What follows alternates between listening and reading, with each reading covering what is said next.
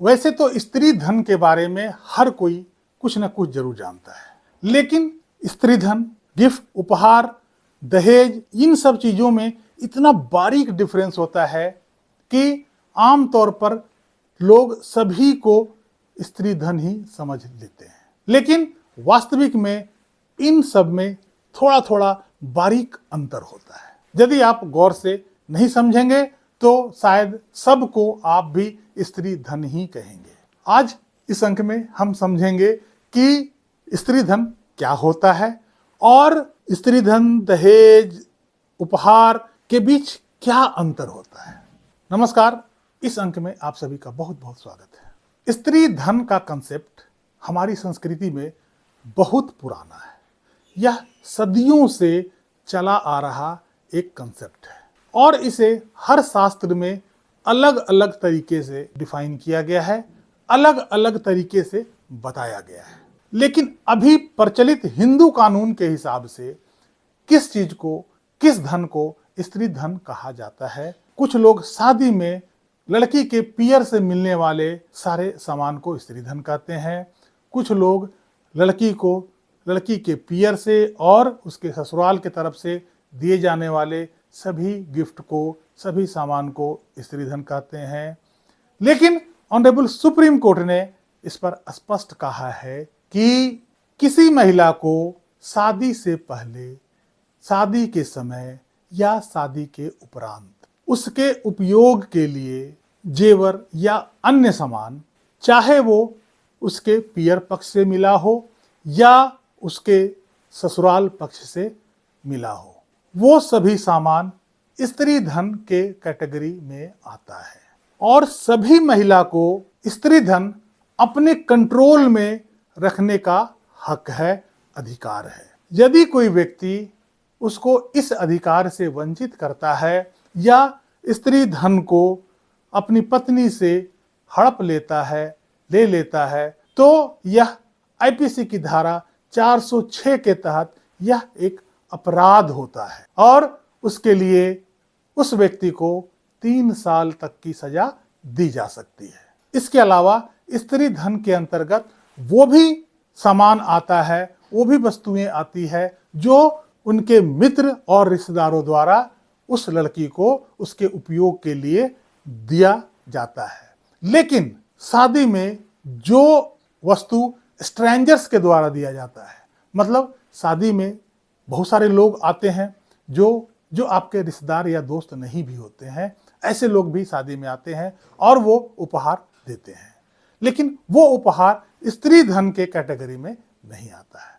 मतलब कोई स्ट्रेंजर, कोई गैर रिश्तेदार, गैर दोस्त लोग जो शादी में उपहार देते हैं, वो स्त्री धन के कैटेगरी में नहीं आता है। स्त्री धन और गिफ्ट में बहुत ही बारीक अंतर होता है और अक्सर यह ओवरलैप करते रहता है।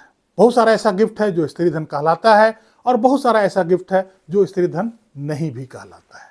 शादी से पहले या शादी के समय या शादी के उपरांत लड़के पक्ष को अपनी मर्जी से यदि लड़की पक्ष वाले बिना मांगे कुछ उपहार देते हैं, उसे गिफ्ट कहा जाता है। मतलब यह सामान कॉमन यूज के लिए होता है, यह पर्टिकुलरली लड़की के ही यूज के लिए नहीं होता है।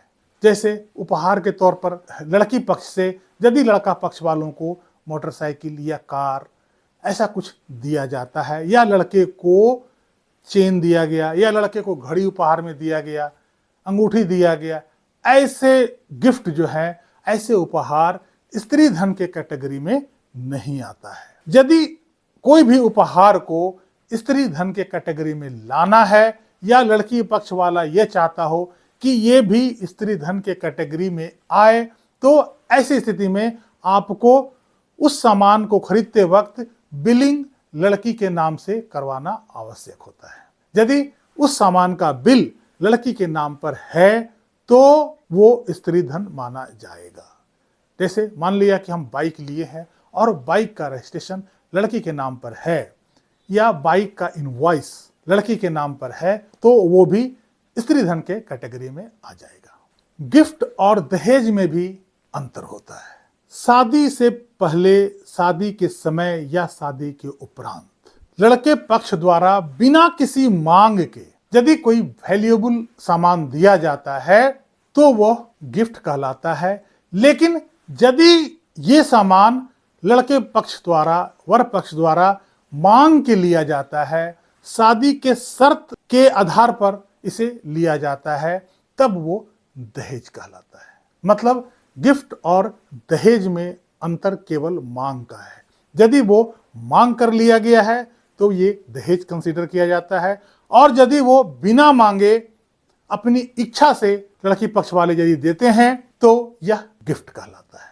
मतलब गिफ्ट और दहेज में केवल मांग का अंतर है। मांगा गया दहेज, अपनी मर्जी से दिया गया तो वो गिफ्ट। मतलब टू सम अप, एक समरी के रूप में यह कह सकते हैं कि शादी से पहले, शादी के समय या शादी के उपरांत जो भी वस्तु लड़की के उपयोग के लिए दिया गया है, चाहे वो पियर पक्ष से दिया गया हो या ससुराल से या रिश्तेदारों से, वो स्त्री धन के कैटेगरी में आता है। यदि कोई वैल्यूएबल आइटम शादी से पहले, शादी के समय या शादी के उपरांत लड़की पक्ष द्वारा लड़के पक्ष को जब दिया जाता है, जो आमतौर पर कॉमन यूज के लिए होता है, उसे हम गिफ्ट कहते हैं, उसे हम उपहार कहते हैं।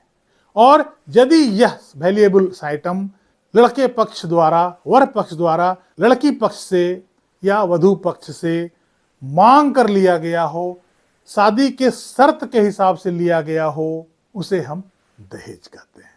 आशा है कि आपको अब समझ में आ गया होगा और आगे आपको इसमें कोई कंफ्यूजन नहीं होगा। इस अंक में यहीं तक। कैसी लगी जानकारी कमेंट करके जरूर बताइएगा। पसंद आया हो तो वीडियो को लाइक कीजिएगा। यदि पसंद नहीं आया हो तब भी चैनल को सब्सक्राइब जरूर कर लीजिएगा। हो सकता है कि आने वाला वीडियो आपके काम की हो। मिलते हैं अगले अंक में कुछ विशेष और धांसू जानकारी के साथ। तब तक के लिए जय हिंद, वंदे मातरम।